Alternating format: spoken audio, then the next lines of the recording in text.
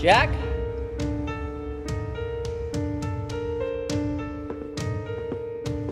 Jack! Jack!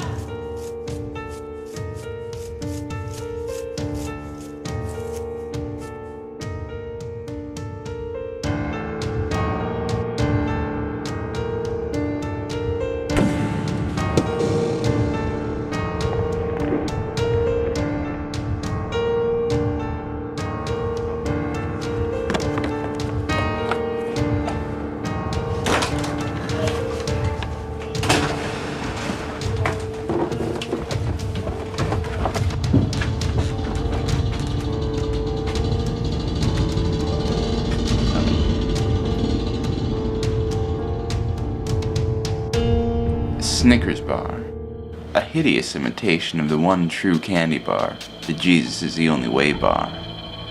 So you may ask yourself, what is the difference between a Snickers bar and a Jesus is the only way bar? Well, in a recent $1 million study, leading scientists have confirmed that the main difference between the two is that Snickers contain peanuts. Peanuts which have been planted, cared for, and harvested by sinners.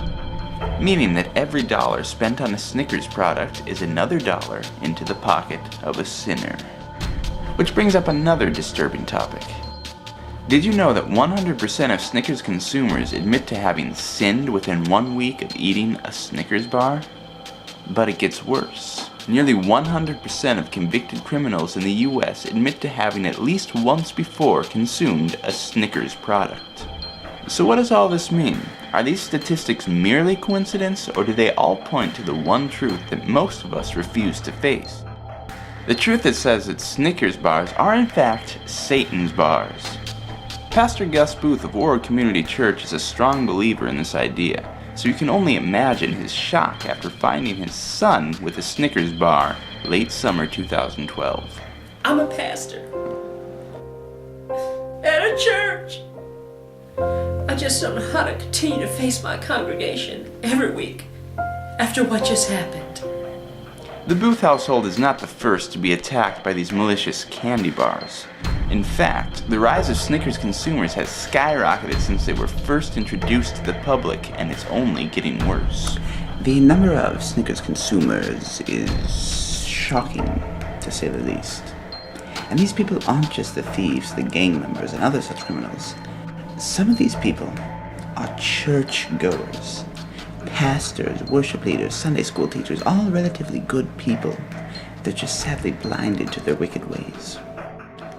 Sir Arthur Holmes is sadly correct in his statements. Snickers bars have been slowly clawing their way into modern Christian culture. Within the last few years, Snicker bars have been smuggled into church services. Snickers salads have been found at church picnics and other various church-related social gatherings. Snickers bars have even been found in certain church youth group canteens. A celebrity gossip magazine published on March 26, 2010 had a picture of rap sensation G Wiz holding what appeared to be a half-eaten Snickers bar. Pastor Gus Booth of Warroad Community Church immediately announced a boycott against the rapper and publicly announced his deep disappointment. I am deeply disappointed. Just 1 week after the announcement of the boycott, however, G Wiz made this statement. I am now and always have been pro-Jito. I was just going through some bad stuff. I made a bad mistake, got my picture in a magazine. On April 4th, 2010, Booth lifted the boycott against G Wiz, and in recent years has even allowed him to make a few appearances at Warroad Community Church during his sermons. I can totally understand that Booth guy, boycotting me, but there's no hard feelings. I'm not holding a grudge or nothing like that. I kind of like that guy. In fact, he's got great teeth. Unfortunately, not every Snickers snacking situation can be solved this easily, and many can become out of hand within just a matter of days. Parents should be strongly urged to warn their children about the dangers of Snickers before it becomes too late, as it did in the Booth household.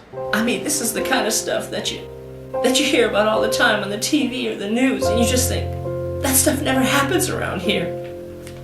Not in my house. Well, it did happen at my house. And it could happen in yours.